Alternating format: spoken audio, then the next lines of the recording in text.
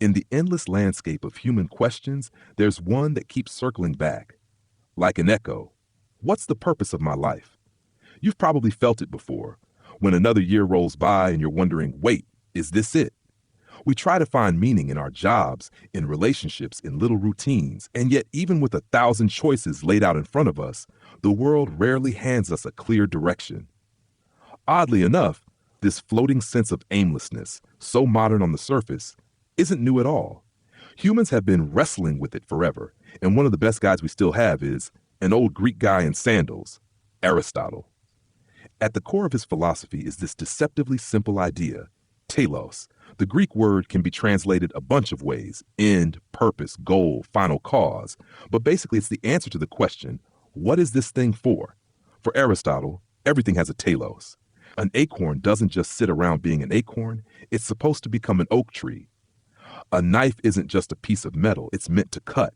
This isn't it's baked into the very nature of the thing.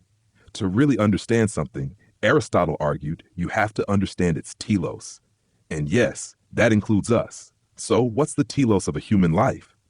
His answer, eudaimonia, a Greek word often watered down into happiness, but it's so much bigger than that. Think of it less as fleeting joy and more as flourishing, living well, doing well, fulfilling your nature. It's not just about feeling good, it's about being good in the sense of living with excellence and meaning. This video is going to take a walk down that path, using Aristotle's framework of teleology to dig into how we might uncover our own sense of purpose. We'll unpack some of his core ideas, see how his take on nature bleeds into his ethics and politics, and, here's the part I love, we'll talk about how writing and self-reflection can actually help us wrestle with these big, slippery questions. Aristotle's function argument may sound dry at first, but trust me, it's one of those ideas that sneaks up on you. We'll bridge the gap between theory and everyday life, between acorns and, well, us. If ideas like these spark your curiosity, subscribe so you never miss the next big question we explore. To even start grasping Aristotle's view on human purpose, you have to zoom out and look at how he saw the universe itself. For him, nature does nothing in vain. That's not just a nice slogan. It's his way of saying the cosmos isn't this chaotic jumble of accidents. It's an ordered system full of things moving toward their own ends. You can almost hear him rolling his eyes at the idea of randomness. And this is where his teleology kicks in, the belief that everything is oriented towards something. Now, some modern scholars like to peel apart Aristotle's ethics from his metaphysics and biology, treating them like separate boxes. But Aristotle himself didn't see it that way. To understand people, he thought, you first have to understand them as part of nature. He saw humans as animals, special ones, yes, but still subject to the same patterns of purpose as plants, beasts, and stars. Here's where it gets interesting. Just as every organ in the body has a function, eyes see, hearts pump, lungs breathe, every living thing has a role that contributes to the larger whole. He called this role its ergon, its work, its function. And once you accept that, you can't help but ask, what's the ergon of a human? That question leads straight to his ultimate goal for us, eudaimonia. And here's the kicker. It's not about pleasure or fleeting contentment. It's about aligning with your nature and performing your unique function with excellence. Imagine asking what makes a good knife. Answer, one that cuts well. What makes a good oak tree? One that grows tall and strong and makes acorns. Same rule applies to humans. A good human life is one where we live out our unique ergon as fully as possible. Flourishing isn't luck, it's effort, it's practice, it's living into your purpose with consistency and care. So in a way, the search for telos is also the search for excellence in being human. And that's not just some ancient thought experiment. It's the kind of framework that still whispers at us today, every time we wonder whether we're living well or just drifting. Here's the thing about Aristotle. He didn't just dream up abstract theories about the universe and call it a day. His teleological worldview, the idea that everything has a built-in purpose, wasn't confined to acorns and knives. It spilled right into how he thought about ethics, politics, and even the way people should relate to each other. For him, nature itself gave us the blueprint for human society. In fact, he flat out says in Politics that plants exist for the sake of animals and the other animals for the good of man. Brutal, right? Scholar David Sedley calls this an anthropocentric reading of Aristotle, basically nature as a hierarchy with humans perched at the top. Not the center of the cosmos. That spot still belonged to the divine, but king of the hill, here on earth. And this hierarchy wasn't just a casual observation for Aristotle, it was a principle he applied everywhere. He believed the worse is always for the sake of the better. You can see how that logic plays out. Reason is supposed to rule over appetites within the soul, just like rulers are supposed to govern the ruled in society. For Aristotle, this wasn't metaphor, it was nature's law. And here's where it gets sticky, at least for us modern folks. He extended this teleological thinking to justify deeply unequal relationships between men and women, and even between so-called natural masters and natural slaves. He argued that these pairings were, well, meant to be. The ruler and the ruled existed in tandem because both needed each other to survive and both fulfilled their proper ergon function. The master's role was foresight and reason, while the slave's was physical labor. It's unsettling to read now, but Aristotle framed it as part of the natural order.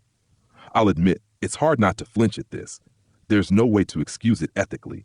But at the same time, it shows how consistent Aristotle was. He wasn't just tossing around political opinions. His ethics and politics grew straight out of his metaphysics, rooted in that belief that everything has a telos. That's why I think scholars like Gunther Bean, who try to untangle Aristotle's political theory from his natural philosophy, miss the point. Aristotle's explanations of human relations are saturated with teleology. Take the polis, the city-state. For him, it wasn't just a social contract or some clever human invention. It was the natural culmination of human development. Households form, then villages, and eventually, cities. And the point of this progression? Not just to scrape by or huddle together for safety. The polis existed so humans could flourish, so we could aim at eudaimonia together. It's not survival, it's thriving. The telos of politics in Aristotle's eyes was to build a society where citizens could live out their full potential. And honestly, even if some of his applications make us cringe now, the underlying idea still stings with relevance. We're not here just to get by. The way we organize ourselves, our communities, our institutions, should be about something bigger, about giving people the chance to actually live well. At the heart of Aristotle's ethics is what he calls the Ergon Argument, a kind of philosophical detective tool for figuring out what it means to flourish as a human. In the Nicomachean Ethics, he throws out a deceptively simple question. If a sculptor or a tanner has a function, doesn't humanity itself have one too? And his answer is an unshakable yes. To get there, though, he plays a game of elimination. First, the life of nutrition and growth. Is our purpose just to eat, sleep, reproduce, basically to survive and pass on our genes? Aristotle says, nope. Plants do that. And while that's part of life, it's not what makes us distinctly human. Second, the life of perception. Maybe our purpose is to sense the world, to see, touch, smell, hear. Again, no dice. Animals do that just as well, sometimes better. Horses, oxen, dogs, they've got senses too. So what's left? Aristotle lands here. The unique function of a human is an active life of the element that possesses reason. In plain terms, our ergon, our work, our role in the grand scheme is to exercise reason. That's what sets us apart from everything else in nature. We're not here just to exist. We're here to live a life guided by reason.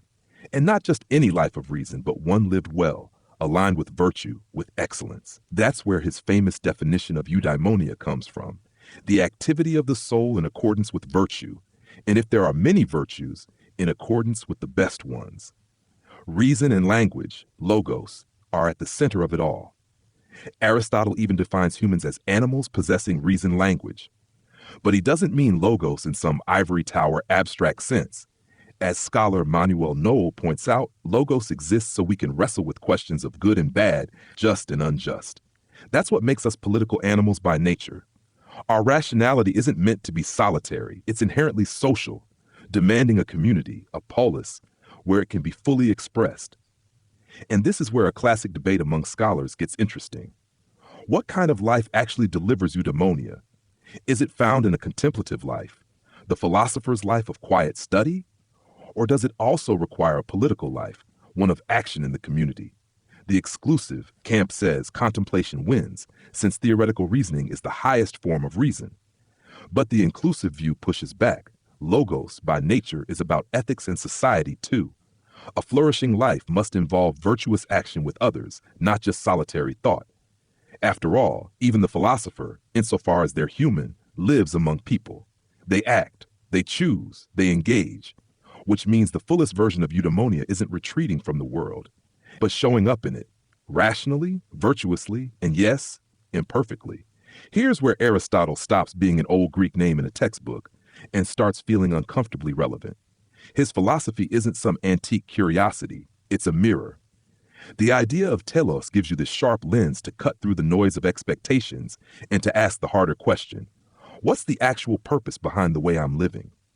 For me, this hit like a ton of bricks during my years as a corporate lawyer. On paper, I was doing great. I was functionally excellent, as Aristotle might put it. Drafting contracts, closing deals, winning cases. I had the external goods he admits are part of a good life: money, respect, security, even the occasional nod of admiration from peers. But the whole time, something hollow gnawed at me. It was work, yes, but not flourishing, not living well. Looking back through Aristotle's lens, I can see why. My daily grind wasn't connected to my true telos. Reason, my deepest human capacity, was being funneled into legal loopholes and boilerplate language. My social being, logos in action, was reduced to adversarial negotiations and sterile networking events. Compassion, creativity, contribution to something bigger than myself? Almost non-existent. I was alive, but not alive in the Aristotelian sense. That realization was a shock. And once I had words for it, telos, ergon, eudaimonia, it was impossible to ignore. It reframed the question from what am I good at to something deeper. What am I good for? That tiny shift cracked something open. That shift from law to education wasn't just a career change. It was me stumbling into my telos. Or maybe more honestly, it was me realizing that purpose isn't handed to you, tied up in a bow. It's discovered, often through trial, error, and the kind of discomfort that gnaws at you late at night. That moment, standing at the crossroads between the safe, familiar path and the terrifyingly uncertain one, was Aristotle in action. It was also me, sweating through the decision, realizing that finding telos isn't about uncovering some pre-written destiny. It's an ongoing, reflective process. You make mistakes, course correct, and sometimes even reframe what counts as a mistake. My years in law weren't wasted. They were the contrast I needed to recognize what flourishing wasn't. And yet my story still syncs beautifully with Aristotle's core ideas. The emptiness I felt, even with the salary, the reputation, the comfortable life, was his very point. External goods alone don't cut it. They're helpful, sure, but they can't deliver eudaimonia. Real flourishing isn't in the paycheck. It's in the activity of the soul. And when I finally walked into a classroom, using logos to explain, persuade, even spark curiosity in a student's eyes, that was different. That was ergon meeting excellence. It felt like breathing properly after years of shallow inhales. The difference between functioning and flourishing, it's night and day. Honestly, the impact of philosophy here can't be overstated. Before I had Aristotle's framework, my discontent was just this vague, buzzing anxiety I couldn't name. Philosophy gave it structure. It let me see my life not as random events, but as a kind of teleological project, something with direction. It even gave me permission, weirdly enough, to want more than success, to crave meaning. That shift in perspective is huge. And what am I built for? How do I live in line with it? That's the engine of growth. It's how you move from being a passenger in your own life to actually steering, however imperfectly, toward flourishing. And this isn't just ancient Greek theory. The search for telos feels just as urgent now as it did back in Athens. Maybe even more, given how noisy the modern world is. Everywhere you look, Instagram feeds, job ads, self-help books, you're being handed someone else's definition of success. Aristotle offers something steadier, like an anchor in a storm. Take careers. These days, we love to talk about finding your calling. But Aristotle would tell us to cut through the fluff. Don't just chase money or passion or prestige. Ask instead, what work lets me exercise my highest capacities as a rational social being? For one person, that might mean solving impossible puzzles in a lab. For another, it's tending to patients with compassion. For another still, it's pouring themselves into music or painting. The point isn't the paycheck, it's whether your work lines up with your ergon. Funny enough, this overlaps with the Japanese idea of Ikigai, that sweet spot where what you love, what you're good at, what the world needs, and what you can be paid for intersect. Now, relationships. Aristotle's take here still feels radical. He wouldn't say the purpose of friendship is just pleasure or convenience, though those things matter. The real telos of friendship is mutual flourishing, what he calls a friendship of virtue. Two people pulling each other toward excellence, encouraging the best parts of each other to shine. Think about how different that is from how we often treat relationships, as entertainment or transactions or comfort zones. It makes you ask, are my closest relationships making me better? Am I helping them flourish too? And then there's personal development. If you start thinking in terms of telos, growth stops being this random pile of hobbies and self-improvement hacks. It becomes intentional. Learning a new language, it's not just a party trick, it's expanding your capacity for logos, for thought and communication. Practicing mindfulness, not just relaxation, but training your reason to meet your emotions without flinching. Suddenly, your day-to-day choices, reading, exercising, even journaling, aren't just boxes to tick. They're ways of aligning with your telos, of moving toward eudaimonia. Viktor Frankl, the psychiatrist who survived the Holocaust, put it bluntly in his logotherapy. Humans don't live for pleasure, we live for meaning. Aristotle, 2,000 years earlier, was already there. And maybe that's why his philosophy still feels fresh, because deep down, that question of purpose never really goes away.